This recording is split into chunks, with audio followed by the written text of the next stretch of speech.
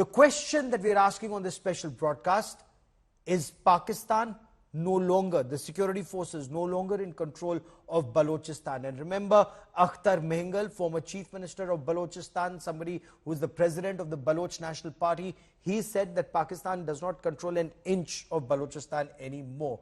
Is there merit in that contention? Professor Brahma Chilani is a very well-respected strategic affairs analyst, former advisor to India's National Security Council. He joins me on this broadcast. Ehmar Mustakan is a Baloch activist who joins me on the show.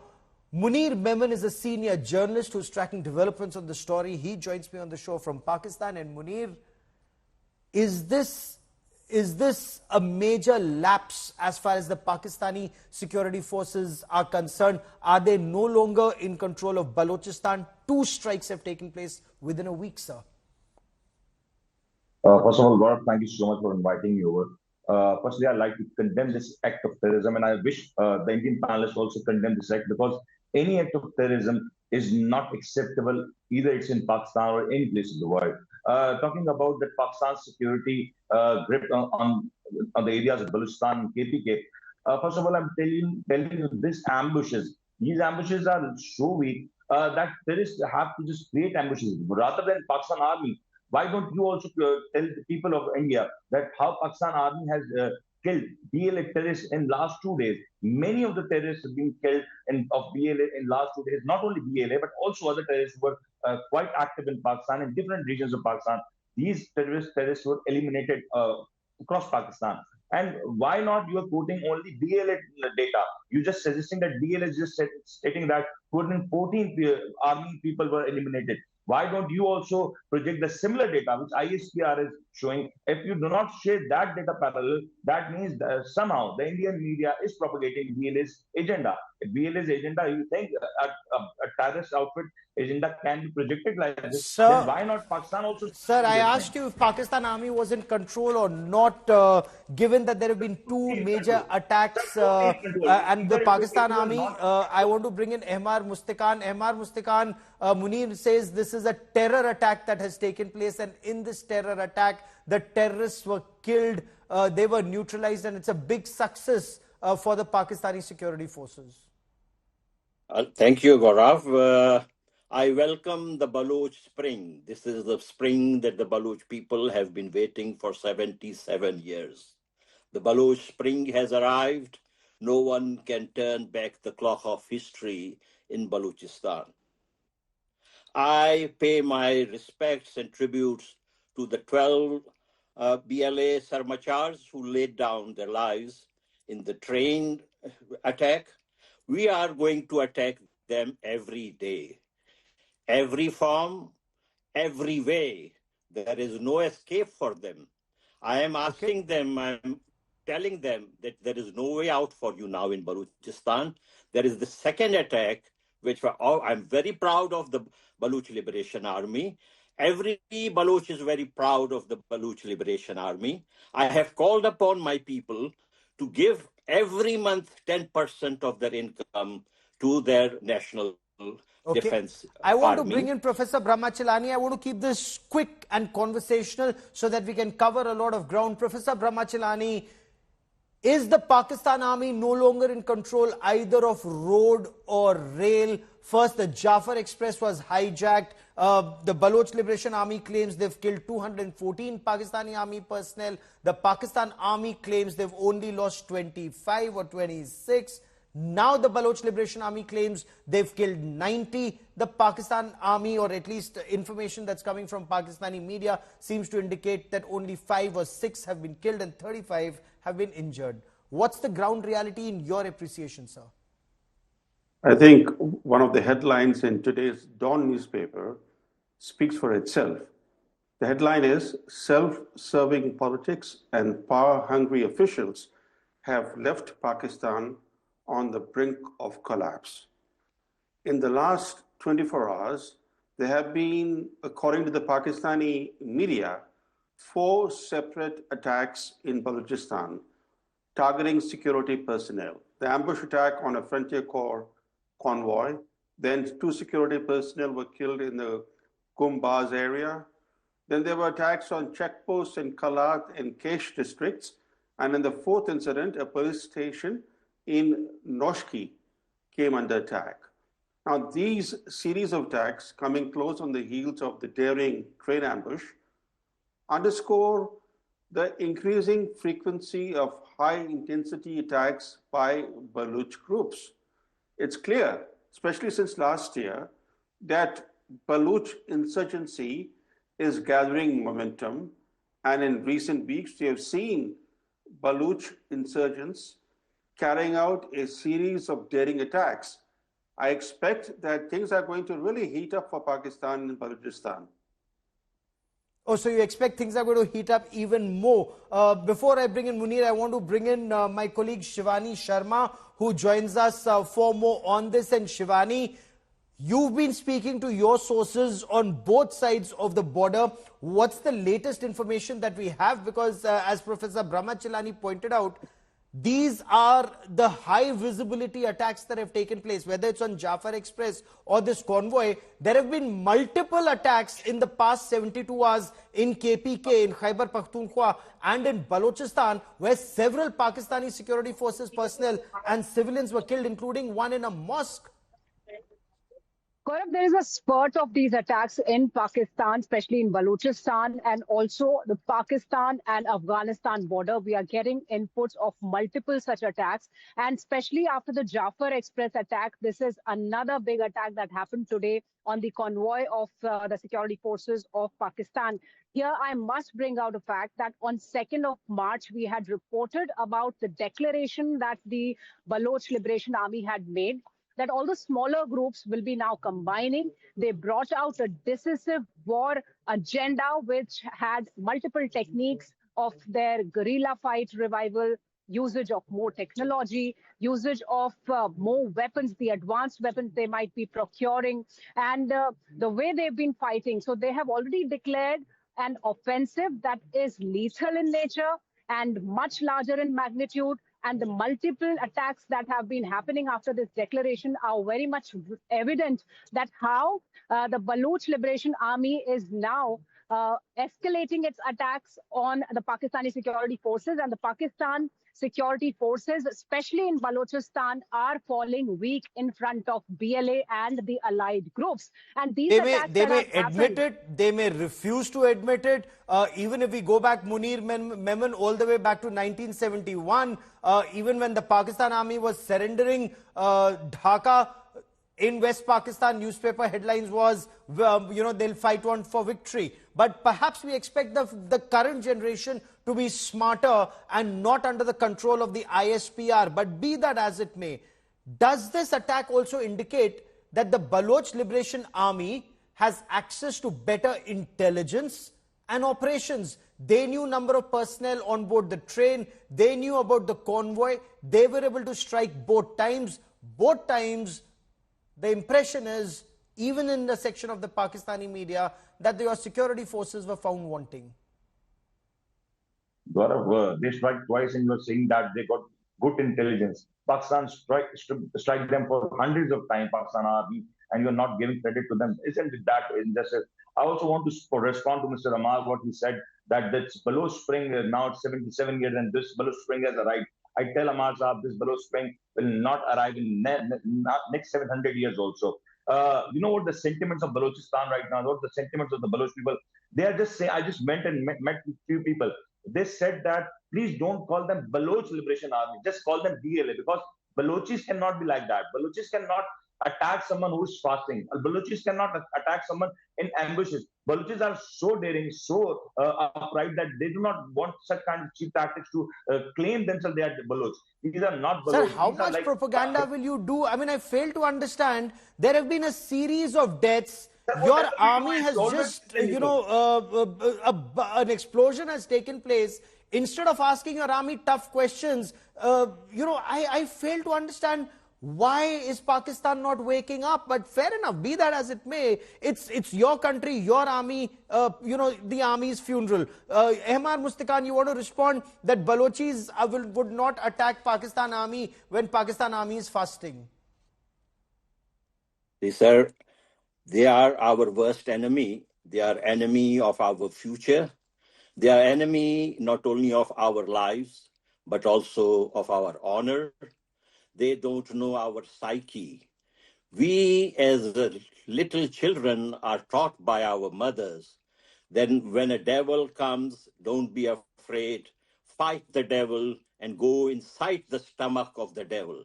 This is a Balochi saying. Each and every Baloch today is ready to confront the jihadist Pakistani army. Are you aware that when this army spokesperson, whose name is Lieutenant General Ahmad Sharif, I don't see any sharafat in him, because the other day when you took me on a line and to talk about this issue, he was showing at his press conference, see, this is India is involved. Now, do you know who is Mr. Lieutenant General Ahmad Sharif? He is the son of Sultan Bashiruddin Mahmud, who was accused, who was charged by the United Nations. No, sir, for so trying I'm to not provide interested in Osama bin personalities and Laden. individuals. I'm interested in the wider aspect of this conflict. Individuals don't matter in a war that is being fought right now. So I will stay on the larger issue, and that is why I want to bring in Professor Brahma Chilani. Professor Chilani, what is your appreciation?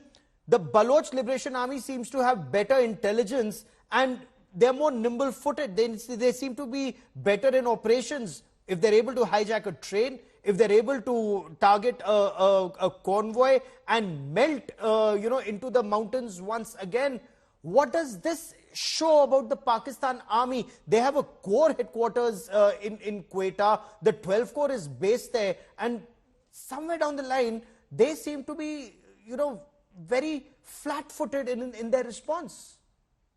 You're absolutely right, Gaurav. In fact, the spate of attacks have followed a unity conclave of Baloch separatists. The PLA and the smaller separatist groups have decided to come together and coordinate their attacks. So we are seeing an upsurge of insurgency in Balochistan. And this upsurge is expected to lead to a stepped up Pakistani military campaign against the Baloch insurgents. Also, there is a foreign element to this insurgency. It is the China angle. Balochistan, as you know, is central to the China-Pakistan economic corridor, which explains why Baloch separatists have attacked both Pakistani and Chinese targets. And when the Baloch unity conclave was held, the separatists warned China that they're going to increasingly target Chinese interests in Balochistan. The BLA has identified China as an adversary as it is propping up Pakistan's colonial-style rule in Balochistan, including exploiting Balochistan's vast natural resources, while Pakistan keeps the province underdeveloped and the Baloch people marginalized. And China, of course, has expressed increasing concern over the security of its projects and citizens. And last year, if you would recall, that the BLA carried out a daring attack outside Karachi airport, targeting Chinese nationals. And that attack brought Sino-Pak relations under pressure. However, even though now the Pakistan military is seeking China's increased financial and logistical support in its operations in Balochistan, China may be reluctant to extend more support to Pakistan for fear of inviting greater Baloch attacks on its interests. Interesting, you should point that out, and let me bring in Munir Memon to respond, because China was also talking about perhaps putting boots on ground. And Munir, as a Pakistani citizen who's in your country, I'm told virtually everyone's looking forward to increase Chinese investments in the China-Pakistan economic corridor. So are these attacks a setback for those CPEC investments of the $60 billion? We are told, according to some reports, it's just about $25 to $28 billion that's been invested, and the rest has been held up. Gaurav, since last 25 years, I've been listening to this thing that Balochistan will be separated from Pakistan. It hasn't happened till now, and I'm sure it will never happen again. Whatever happened in 1970, that was an incident, but now I'm telling you quite surely that this is not going to ever happen in Pakistan. Secondly, talking about the CPEC, Chinese investment, you're talking about Chinese, what I talked to earlier also. that Chinese are not that interested that they're putting their boots on Pakistan soil.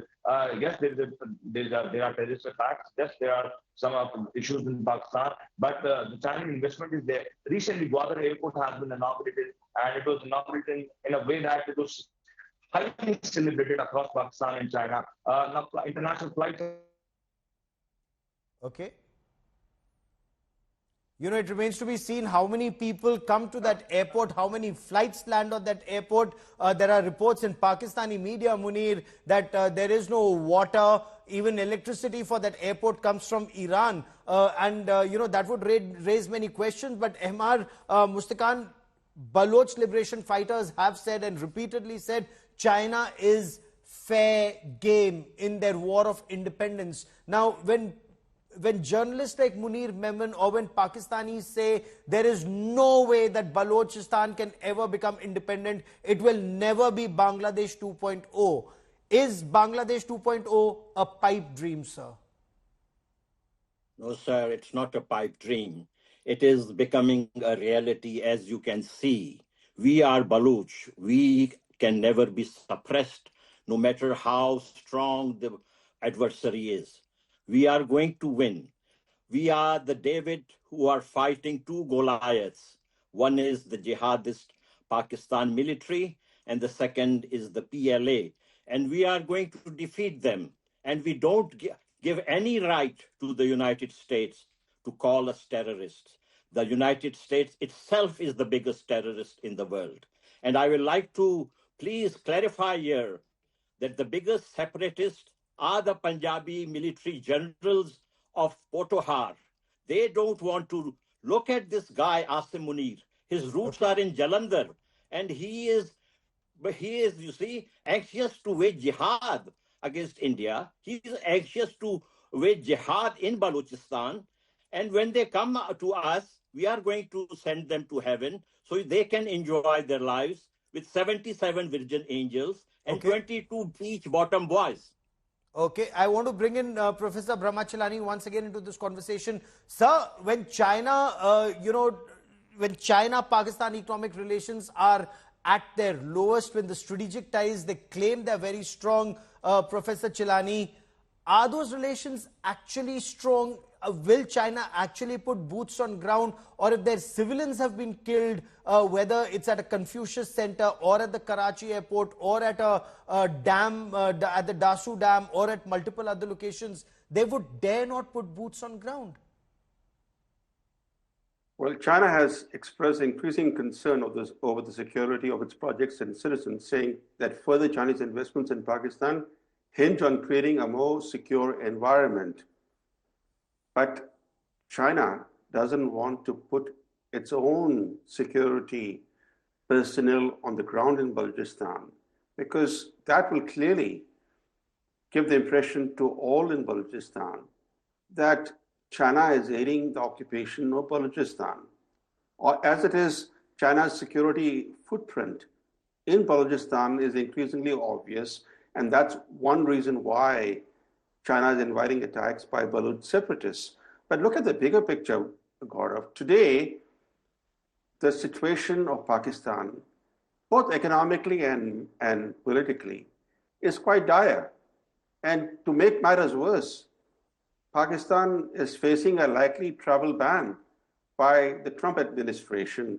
In fact, it's on a list of countries, a list that has been prepared by the State Department, has to be vetted and approved by the White House, but it's on that list of countries who are required to address, quote unquote, deficiencies within 60 days or face a US travel ban.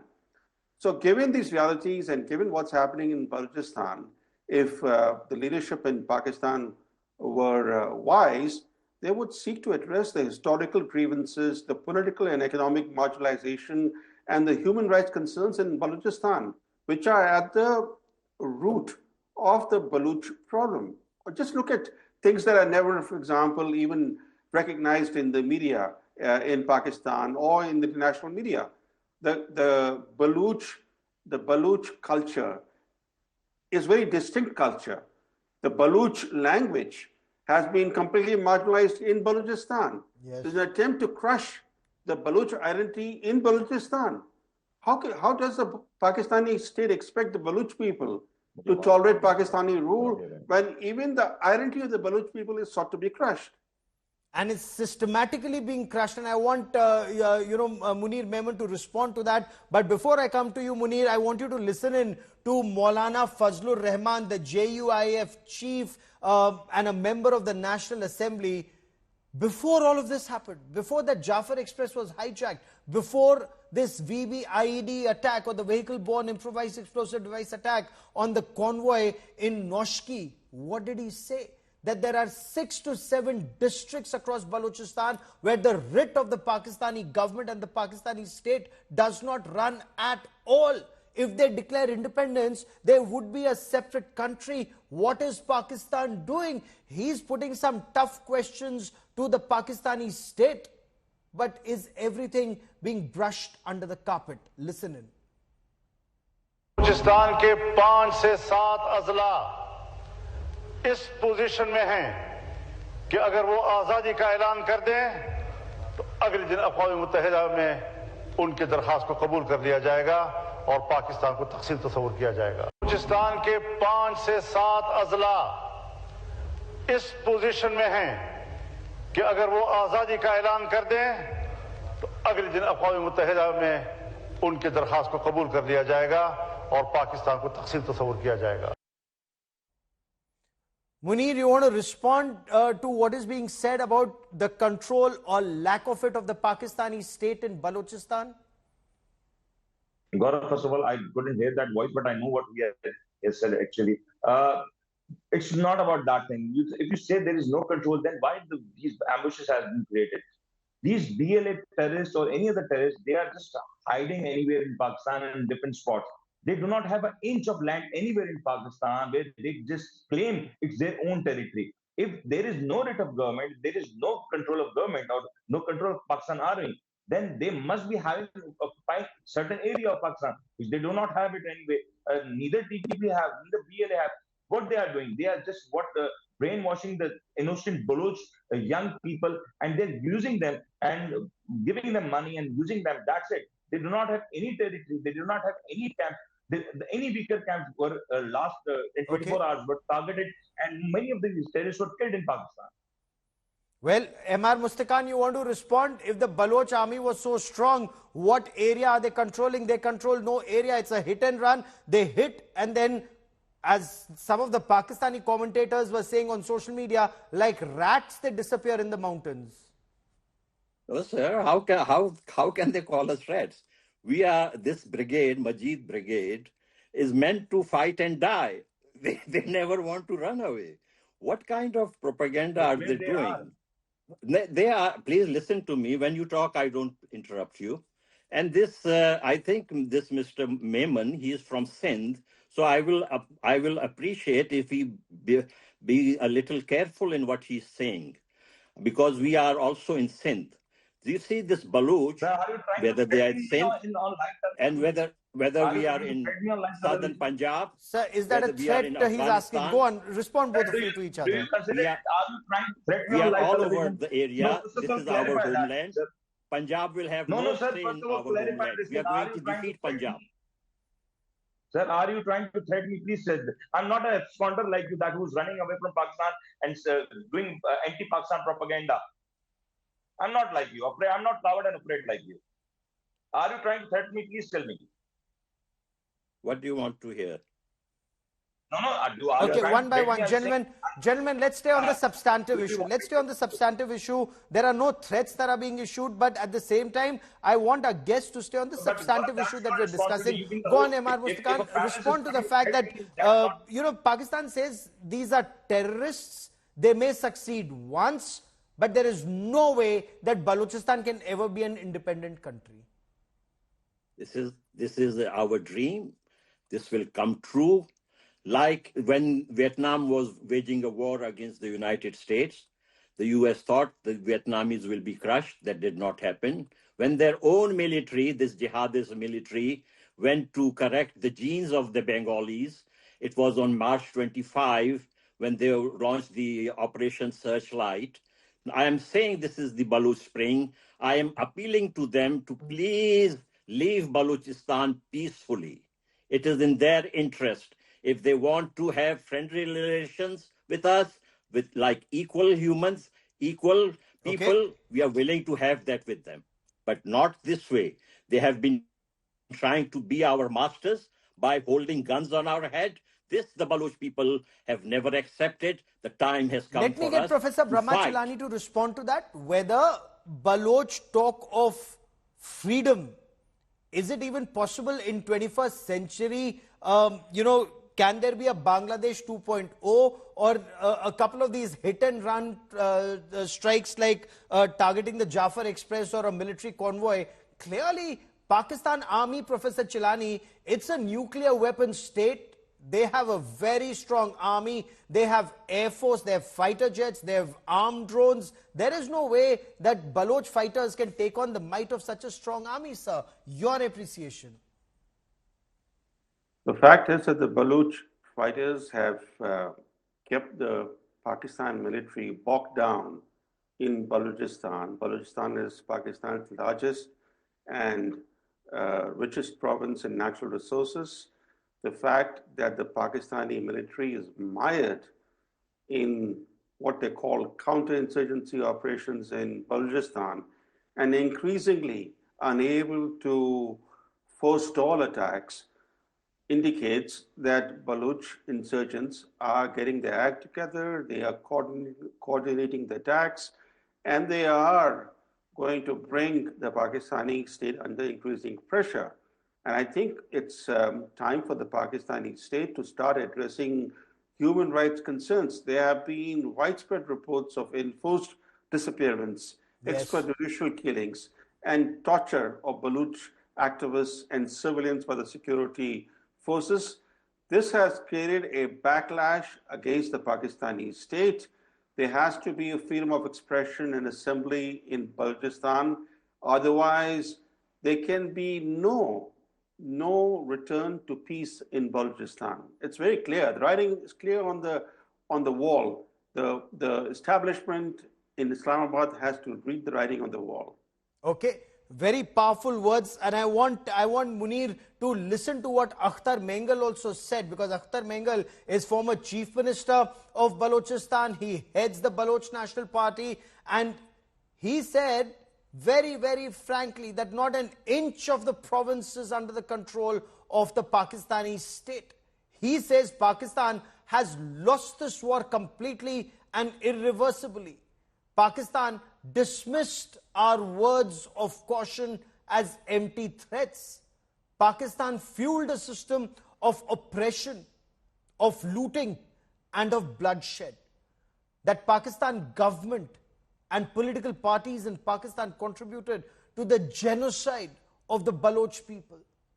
Balochistan has been brought to the brink of destruction. And then he goes on to say that this time, the situation is beyond our control. Akhtar Mengal should know ground realities, Munir, when he says that every Pakistani political party is responsible for this. Will Pakistanis dismiss it as words of a frustrated leader who's not being heard? Or will you listen, and will Pakistan do something about it? Gaurav, just give me a minute on that, because this is very important. Akhtar Mengal Saab is very respectable and he's a very good politician, if I tell you. But considering that Akhtar Mengal does not have that majority and that popularity in Balochistan. Yes, he's a wise politician. Yes, he's a good politician. But right now, why you only quote Akhtar Mengal, who's just saying things against Pakistan or against the government? It's not basically against Pakistan. It is basically a political stance that he's taking, which is going to give him some of the popularity which he needs right now. But if you just go and look into the ground reality, most of these Baloch political parties, they are actually suggesting that Pakistan is totally safe. Balochistan is right now facing this insurgency. Balochistan is facing these terrorist attacks. But as of you told that Pakistan is a nuclear power, Pakistan does not need any nuclear power, does not need any fighter just to combat these people. Because the own Baloch people, they are ready to fight out these TTP, these BLA people, and they are doing it quite well. There are so many stories of which are not being told here on Indian media. Why you're not going to tell people that how Balochi people are fighting these BLA terrorists themselves, and they are just eliminating themselves. That is the reason that these BLA people, they are like rat. They don't have any ground in Balochistan. They just do some attack, and what they attack? They are what are they doing? They are creating ambushes. Okay. Not more than that. They are just and just running away and hiding away. Not they are just like absconders, like my dear friends. Okay, MR Mustaqan is smiling. MR Mustaqan is smiling because the Baloch people, and to a very large extent, a number of people who are watching Pakistan very closely, believe that even in 1971, when the Indian army was virtually at the doorstep of Dhaka, Pakistani generals were claiming they will win the war and they will fight till the finish, and that on the 16th of December, 93,000 Pakistani soldiers surrendered. But Pakistan thought they were winning the war. Perhaps in your books, you won 1971. And had it not been for social media and this interconnected world, Pakistanis would still be learning you are winning 70, you had won the 71 war. But sir, is the ground reality a little different from what you are saying? MR Mustaqan thinks so. And why, sir, why do you think what Mr. Munir Memon is saying is not true? Because he says Baloch nationalists, Baloch people are fighting Baloch terrorists or the BLA terrorists. See, they have created some death squads like they did in Bangladesh, Al-Shams, Al-Badr. Some of those death squads they have formed. Actually, yesterday, one of those death squads had killed someone who was totally apolitical, much loved. His brothers were militant. One of the brother was the BSO. He was a student leader, Zahid Kurd. His other brother, Yusuf Kurd, he fought the Pakistan military and he was killed. Another younger brother is in the mountains. So, and this guy had got nothing to do with politics, okay? It's all the whole community knows. Okay. But they sent their death squad, and that guy name is, I call him the Baloch bin Laden. His name is Shafiq Mangal. And his people went and killed this totally innocent, apolitical person who was looking after three families. So fair enough, See, but that is also a situation. One thing, Gaurav, please listen. See, he's talking about why you are not doing this and why you are not doing that. He should be ashamed of himself, because the person who imposed new censor on Balochistan was that crooked man called Jinnah. Sir, hell. My entire point is we are only giving out all sides of the story. We're just looking at what's happening in Pakistan, and we think that what is happening in Balochistan is for the world to see. But Professor Chilani, I want to take you through some developments and I want to play out those dates. So for example, on the 27th of January in Balochistan, the TTP had launched a complex attack on a military garrison. Again, it was a VB, IED and a suicide squad that hit.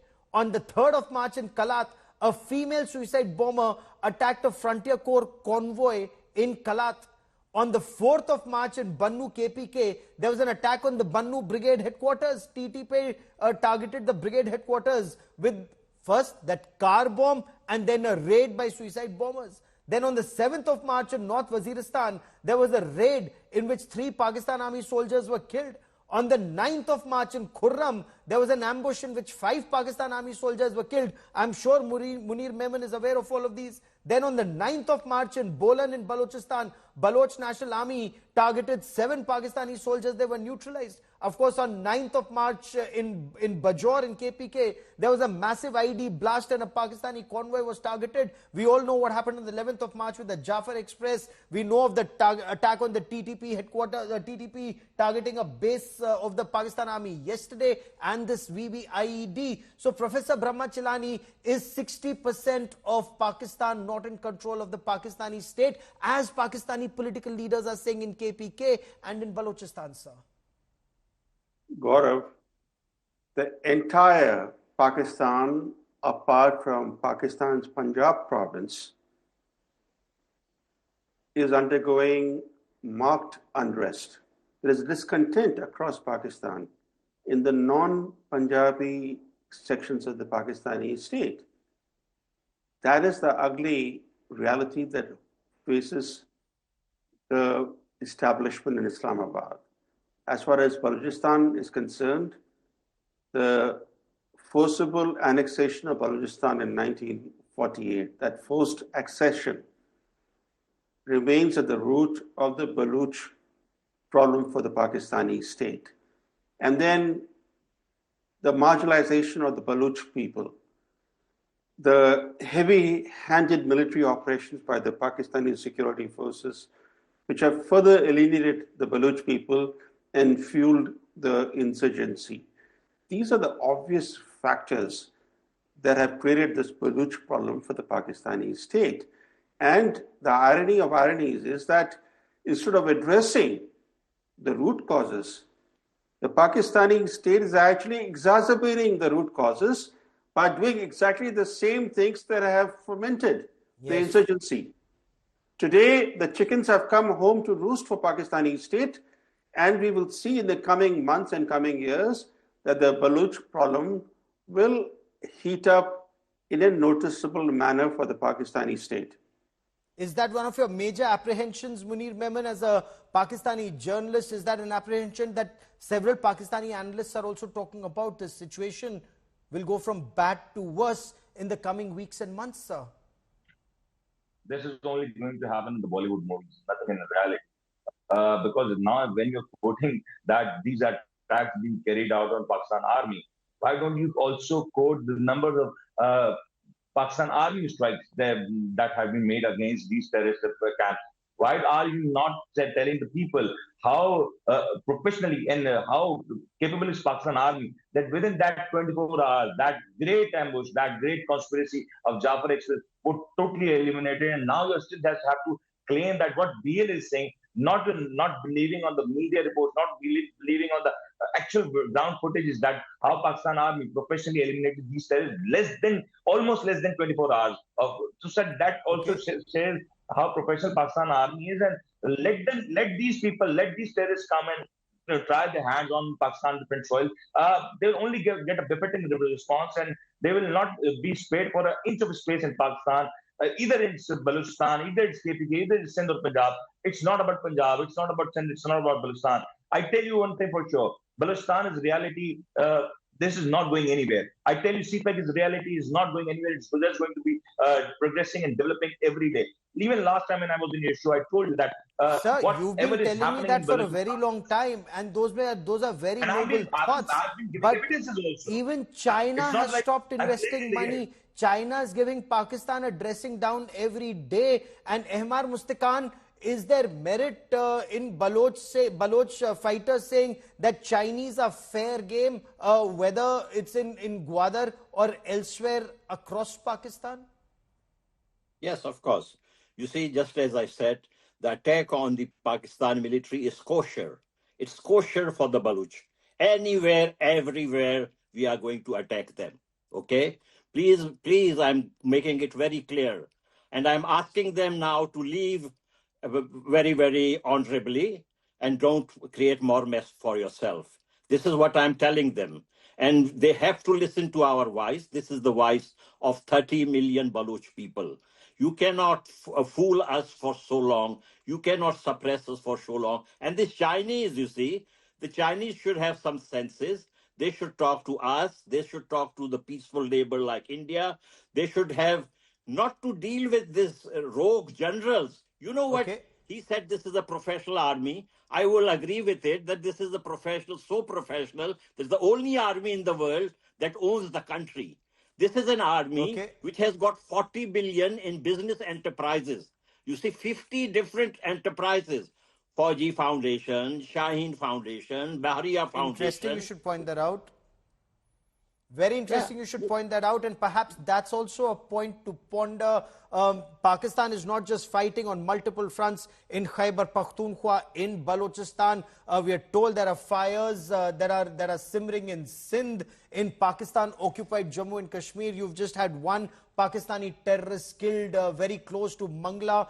We are told that the terrorist was coming back after meeting the Mangla core people. That is where he was gunned down by unknown people. And there are several who've been neutralized that way. Perhaps the situation will improve.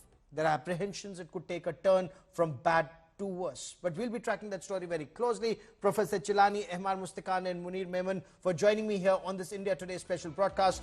Many thanks.